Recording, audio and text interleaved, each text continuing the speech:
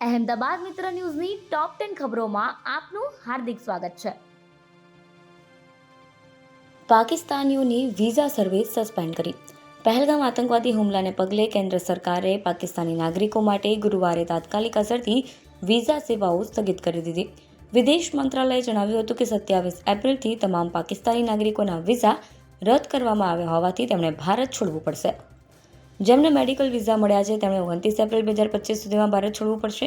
વિદેશ મંત્રાલયે પણ ભારતીયોને પાકિસ્તાનની યાત્રા ન કરવાની સલાહ આપી છે. અમદાવાદીઓને 42 ડિગ્રી ગરમીથી મળશે રાહત. રાજ્યમાં ગરમીનો પારો 42 ડિગ્રીને પાર પહોંચ્યો છે, ત્યારે અમદાવાદ ટ્રાફિક પોલીસ દ્વારા વાહન ચાલકો માટે મહત્વનો નિર્ણય કરવામાં આવ્યો છે.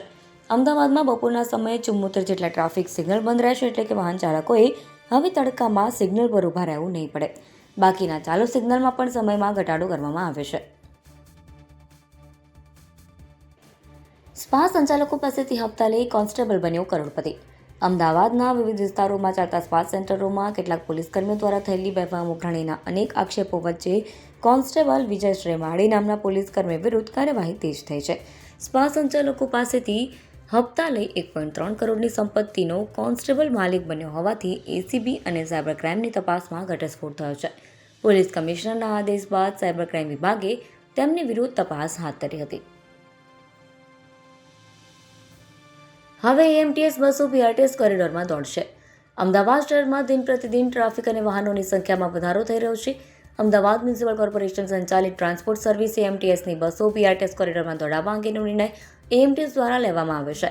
પ્રાથમિક તબક્કે પૂર્વથી પશ્ચિમ વિસ્તારને જોડતા 5 રૂટ પરની 49 બસ દોડશે, જેથી બીઆરટીએસ બસ સ્ટેન્ડ પરથી પણ એએમટીએસની બસ મળી રહેશે. ઓઢવથી ગુમા, સારંગપુરથી બોપલ,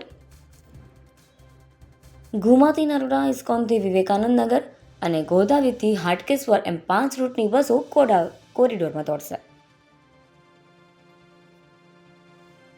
અમદાવાદના બોપલમાં કાર ચાલકે બે રાહદારી યુવકને પાછળથી અડફેટે લઈ 50 ફૂટ સુધી ઢસડ્યા. અમદાવાદમાં વધુ એક હિટ એન્ડ રનની ઘટના સામે આવી છે. 19 એપ્રિલની રાતે સાઉથ બોપલમાં પૂરપાટ ઝડપે જઈ રહેલા કાર ચાલકે રસ્તા પર ચાલીને જઈ રહેલા બે યુવકને 50 ફૂટ સુધી ઢસડ્યા હતા. બોપલ પોલીસે આ અંગે ગુનો નોંધી તપાસ શરૂ કરી છે. જોકે બંને યુવકને ઈજા થઈ હતી અને હાલમાં બંનેની સ્થિતિ સામાન્ય છે.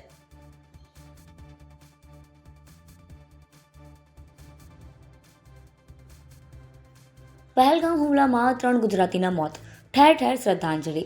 22 એપ્રિલે પહેલગામ હુમલામાં 3 ગુજરાતી સહિત 26 પ્રવાસીઓના મોત બાદ દેશ ગમગીન છે.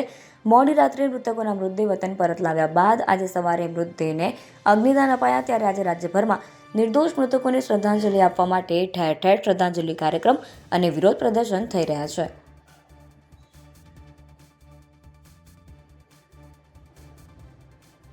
રાજ્યકક્ષાના મંત્રી જગદીશ વિશ્વકર્માનું એક્સ એકાઉન્ટ થયું હેક. ગુજરાત સરકારના રાજ્યકક્ષાના મંત્રી જગદીશ વિશ્વકર્માના સોશિયલ મીડિયા પેજ એક્સ પર પ્રાઇમ મિનિસ્ટર ઓફ ઇન્ડિયા લખેલી પ્રોફાઇલનો સ્ક્રીનશોટ સોશિયલ મીડિયામાં વાયરલ થયો હતો.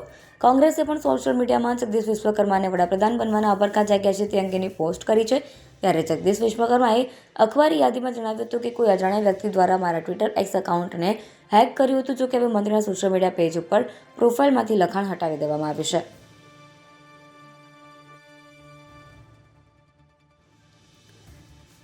આતંકી ઘટનાના વિરોધમાં એબીવીપીનું પ્રદર્શન.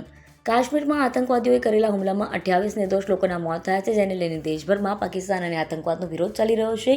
ત્યારે એબીવીપીએ ગુજરાત યુનિવર્સિટી બહાર પાકિસ્તાન અને આતંકવાદનું પૂતળું બાળીને વિરોધ કર્યો હતો. સમગ્ર રાજ્યમાં એબીવીપી દ્વારા આજે વિરોધ કરવામાં આવી રહ્યો છે. એબીવીપીએ સર્જિકલ સ્ટ્રાઇકની પણ માંગ કરી છે. એએમસીના કચરાના ડમ્પરની પાછળ પોલીસ વાન અથડાઈ. અમદાવાદમાં પોલીસની ગાડીનો કચરાના ડમ્પર સાથે અકસ્માત થયો.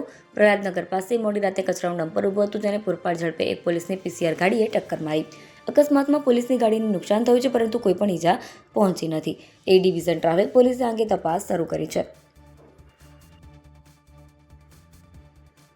રાજસ્થાનથી ટ્રેનમાં લવાતો 3 કિલો ગાંજો ઝડપાયો.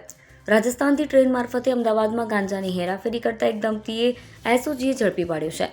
પોલીસની તપાસમાં સામે આવી છે કે આ પ્રકારે પતિ પત્ની અગાઉ પણ ગાંજાની હેરાફેરી કરી ચૂક્યા છે. તેઓ જથ્થામાં ગાંજો લાવી અમદાવાદમાં છૂટક વેચતા હતા.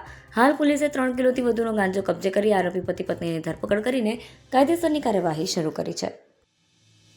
અહેમદાબાદ મિત્ર ન્યૂઝની યુટ્યુબ ચેનલને સબસ્ક્રાઇબ કરો અને બેલ આઇકન જરૂરથી દબાવો જેથી મહત્ત્વના સમાચાર આપના સુધી જલ્દીથી પહોંચે.